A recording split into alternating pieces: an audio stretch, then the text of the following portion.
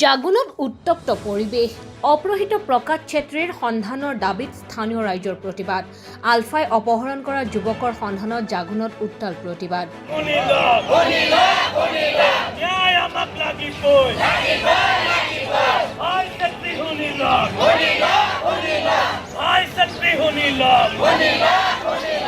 আমাৰ ভাইটি ঘুৰাই আনক আমাৰ ভাইটি ঘুৰাই আনক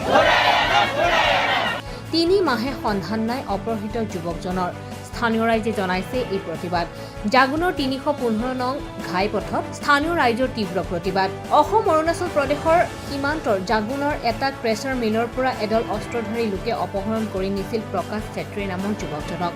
জাগুনৰ ভাই ছেত্ৰী নামৰ ব্যৱসায়ীজনৰ ক্ৰেছাৰ মিলৰ পৰা অপহৰণ কৰিছিল যুৱকজনক আলফা স্বাধীনে যোৱা 18 ডিচেম্বৰত অপহৰণ কৰি নিয়া বুলি সন্দেহ কৰা হৈছিল বিগত 3 মাহে সন্ধান নাই অপহৃত যুৱকজনৰ আজি যুৱকজনৰ সন্ধানৰ দাবীত জাগুনত প্ৰতিবাদ সাব্যস্ত কৰে স্থানীয় ৰাইজে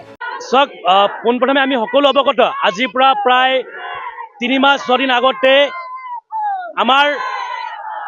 অঞ্চলৰে এজন ভাইটি এজন খাটি খোৱা নিৰীহ যুৱক যিজনে বেলেগৰ আণ্ডাৰত হাজিৰা কৰি নিজৰ ঘৰ নিজৰ মা দেউতা নিজৰ পত্নীক পোহপাল দি আছিল তেখেতক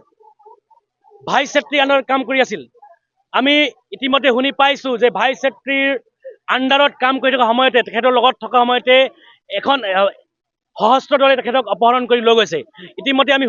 হুঙুত্ৰ মতে গম পাইছো যে এই অপহৰণ আলফা স্বাধীনে কৰিছে বুলি পোনপ্ৰথমে আমি আলফা স্বাধীনলৈ কাটৰ অনুৰোধ জনাইছো আমাৰ ভাইটি প্ৰকাশ ছেত্ৰী নিৰ্দোষী তেখেতৰ কণমানি এজনী 6 মহীয়া ছোৱালী আছে তেখেতৰ বেমাৰী মাতৃ পিতৃ আছে তেখেতক ঘূৰাই দিয়া তেখেতলোকে ব্যৱস্থা গ্ৰহণ কৰক ভাই ছেত্ৰীৰ লগত তেখেতলোকৰ কি আছে কি নাই আমি এই বস্তু অৱগত নহয় আৰু এই বস্তু আমি অৱগত হ'ব নিবিচাৰোঁ যিহেতু এজন বেলেগৰ আণ্ডাৰত কাম কৰি হাজিৰা কৰি খোৱা এজন যুৱক তেখেতলোকে অপহৰণ কৰি লৈ গৈছে তেখেতক ঘূৰাই দিয়া ব্যৱস্থা গ্ৰহণ কৰক আৰু লগতে আজি ইয়াত যে শ মহিলা পুৰুষ ল'ৰা ওলাই আহিছে কেলে একমাত্ৰ ভাই ছেত্ৰীৰ ভোৰৰ কাৰণে ভাই ছেত্ৰীৰ আণ্ডাৰত ভাই ছেত্ৰীৰ লগত কাম কৰি থকা সময়ত তেখেতৰ এজন কৰ্মচাৰীক অপহৰণ কৰি লৈ গ'ল